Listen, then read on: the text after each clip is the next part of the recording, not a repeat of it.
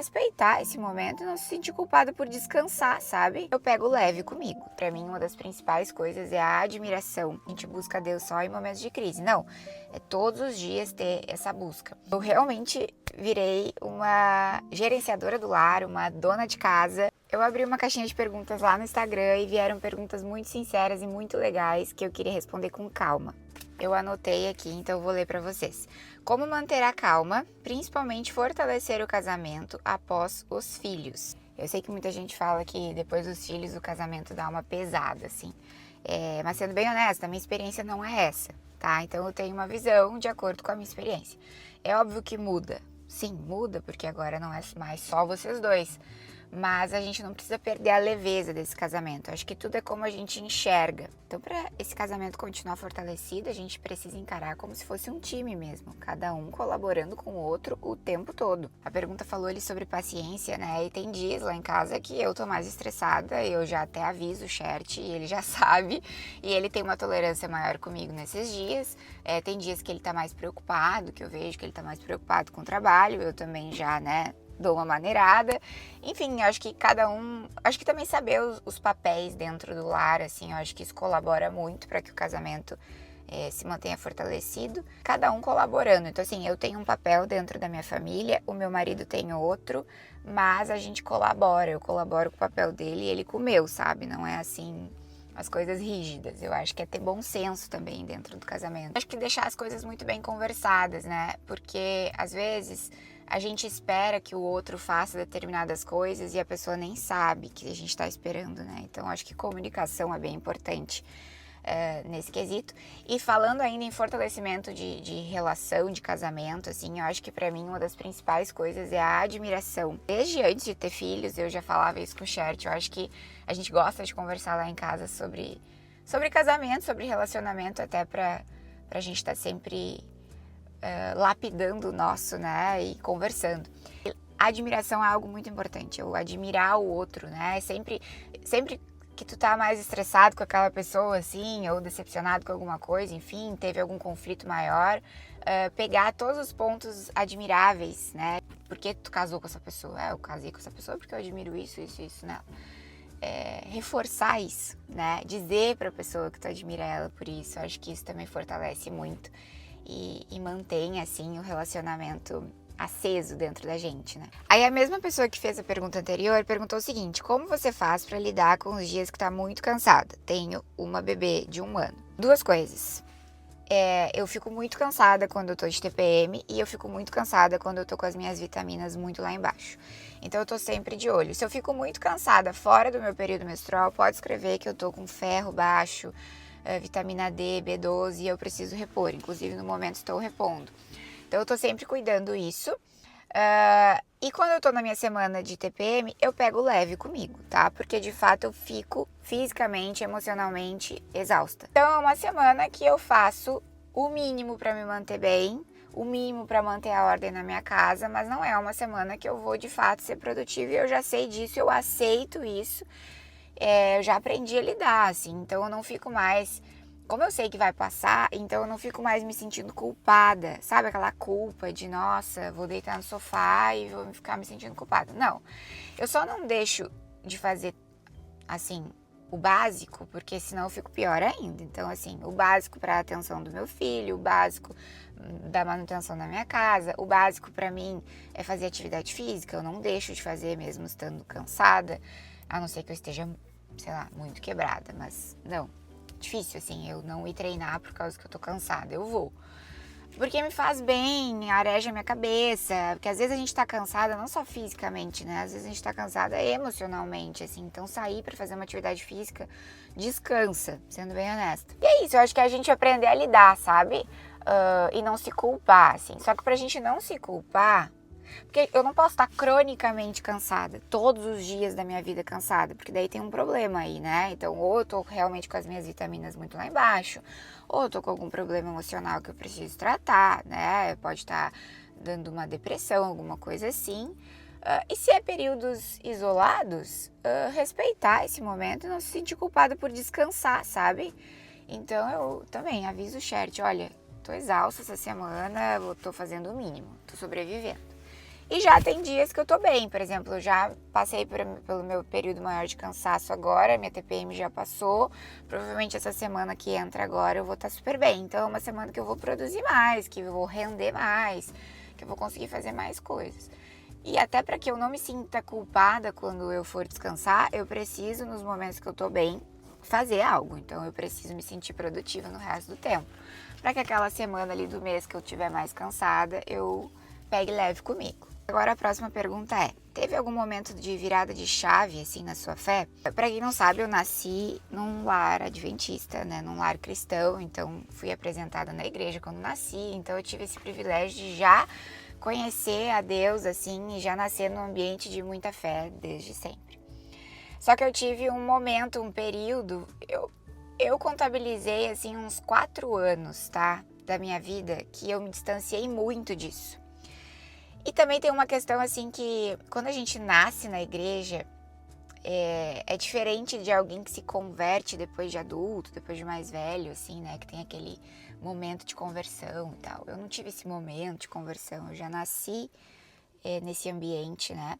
Então daqui a pouco quando eu saio fora e volto, talvez seja aí a minha virada de chave. Mas não foi uma virada de chave, mas eu vou contar um pouco assim. Na verdade foi o seguinte, eu saí muito fora, tá, desse ambiente, não ia mais na igreja, né, e comecei a ter hábitos completamente opostos à de uma vida cristã, e isso durou uns 4 anos. Eu tinha ali foi dos 20 aos 24 ali, por aí. E aí quando eu e o Chert começamos a mudar a nossa rotina, de acordar mais cedo e tudo mais, eu resgatei aquele hábito de começar o dia orando, buscando a Deus, e foi nesse processo que eu comecei a me reaproximar de Deus, assim, com um coração muito envergonhado. Eu lembro, assim, que eu não me sentia digna nem de orar. Mas o tempo foi passando, Deus foi trabalhando, né, e, enfim, e com o tempo eu, de fato, voltei, assim, né, para os caminhos do Senhor, assim, mas é uma construção e é uma caminhada diária, né, então não teve uma virada de chave, e sim, eu já sabia o caminho, eu só precisava voltar para eles. Uma pergunta: dicas de como tu faz o teu devocional, o que tu escreve? Eu acho tão difícil ainda. Aí ela colocou assim: sinto que não rezo de verdade, sabe? Não sei explicar. Primeira coisa, não existe jeito certo e errado, tá? Cada um faz de um jeito. E eu acho que o mais importante aqui é o relacionamento, não o formato, mas o relacionamento que tu tá criando ali com Deus e a constância de todos os dias estar buscando a Deus. Não fazer isso só às vezes numa crise, né? Que às vezes a gente busca a Deus só em momentos de crise. Não, é todos os dias ter essa busca. Tem pessoas que têm mais tempo, tem pessoas que têm menos tempo, e eu acho que o principal é a tua intenção e o teu coração, tá? Eu acho que a gente tem que partir desse princípio. Outra coisa, como é que eu faço, né? Que a pergunta era essa. Eu atualmente, eu sempre li um devocional, assim, que é aquele livro que todos os dias tem uma mensagem. Sempre li. Esse ano eu resolvi que eu não ia comprar, pelo menos até agora não me deu vontade de comprar, porque os últimos que eu comprei não estava gostando, enfim. E aí eu queria ler mais a Bíblia mesmo, não tem nada melhor do que eu ler a Bíblia, porque às vezes a gente fica muito se alimentando só do que as outras pessoas leram e passaram para nós, mas eu quero ler a Bíblia. Não tem problema nenhum da gente ler materiais e devocionais de outras pessoas, é ótimo, guia bastante, né? Ainda mais se tu tá no começo, então até é interessante que tu escolha um devocional para isso. Mas no meu caso, eu tô lendo a Bíblia e eu tô lendo de trás para frente. Eu comecei a ler Apocalipse e aí tô indo livro por livro. Uso muito o ChatGPT, às vezes, quando eu quero entender o contexto, sabe? Gente, eu entendo pouquíssimo de Bíblia. Ontem meu irmão tava lá em casa conversando com nós e eu fiquei chocada o quanto ele sabe, assim. E eu fiquei, nossa, preciso estudar mais. Mas então, tô lendo mais a Bíblia porque eu quero me alimentar diretamente da fonte, né? Então eu leio um pouquinho da Bíblia. Às vezes eu pego algum verso forte que foi mais impactante para mim ali e escrevo no meu caderno de oração. Então, às vezes a minha escrita ali começa com algo que eu já li em outro lugar. Na minha Bíblia tem uns pequenos devocionais de tempo em tempo, então às vezes eu leio algum devocional que tá ali, mas é só se surgir na página, assim, não fico procurando, porque eu quero realmente ler o que tá na Bíblia. No caderno de oração, eu de fato abro o meu coração. Tem dias que eu só agradeço, tem dias que eu peço mais, tem dias que eu oro mais por outras pessoas e coloco o nome de outras pessoas e por que eu tô orando por elas. Então é bem livre, sabe? Não é assim um passo a passo, assim, é bem o que eu tô precisando no dia, o que eu tô sentindo no meu coração. Se eu tô bem, se eu tô ruim, eu escrevo ali. Às vezes eu tô mais inspirada e escrevo mais, às vezes eu não tô tão inspirada e escrevo menos, às vezes o Oliver acorda e eu não tenho tempo para continuar escrevendo. Uma coisa que eu notei é que eu me sinto mais conectada, assim, quando eu não pego o celular, tá? Então, assim, não dá para eu pegar o celular e depois de fazer o devocional. Eu preciso primeiro fazer o devocional, depois pegar o celular. Eu não tomo café preto enquanto eu estou fazendo o meu devocional, só depois quando eu for ler alguma coisa eu ainda tomo café. Quem for adventista e me segue aqui no YouTube, eu ainda não larguei o café, os adventistas não tomam café, né? E eu entendo por quê, porque a gente não fica 100% no nosso consciente, assim, é muito difícil para mim me conectar com o Espírito Santo e sentir a presença de Deus se eu tô acelerada da cafeína, entendeu? Então eu não tomo o café nem super coffee, nada que tenha cafeína, quando eu tô lendo a Bíblia e orando, porque senão me atrapalha, eu nem consigo fazer. Que mais? Como é que eu faço? Às vezes eu coloco louvor, eu tô colocando menos louvor e louvor me conecta tanto com Deus, assim, então às vezes colocar um louvor pra inspirar e enfim. Às vezes eu coloco louvor quando eu tô indo pra academia, né, mas aí já é depois. E é isso, não tem muita fórmula, sabe? Aí às vezes eu tô lendo algum livro também relacionado à fé e aí já emendo depois da minha oração escrita. Eu oro em silêncio, mas eu oro pouco em silêncio, assim, eu oro muito mais escrevendo. Pra mim, parece que as coisas fazem mais sentido, traz mais clareza. Eu sei que é importante orar de outras formas também, de joelhos, orar em silêncio e tudo, mas a maneira que eu mais gosto de orar é escrevendo. Uma coisa que eu queria falar, porque eu passei por isso, assim, de quando eu retornei a buscar a Deus, parece que eu não conseguia nem orar, porque eu tinha vergonha de orar e o que eu tô fazendo aqui, né? Mas eu entendi que a gente tem que ser mais intencional. Então, não é ficar esperando uma voz divina, uma inspiração, um fogo que arde, nada. Faz o que tem que fazer, sabe? Então, assim, Senhor, seja sincera com Deus. Senhor, eu tô assim, toda atrapalhada aqui, não sei por onde começar, mas eu quero ser essa mulher de fé. Eu quero me conectar contigo, eu quero fazer a tua vontade na minha vida. Me ajuda. Ora, pede. E seja intencional no dia a dia. Senhor, tô aqui de novo, ainda tô atrapalhada, ainda não sei por onde começar, mas eu tô aqui, me ajuda.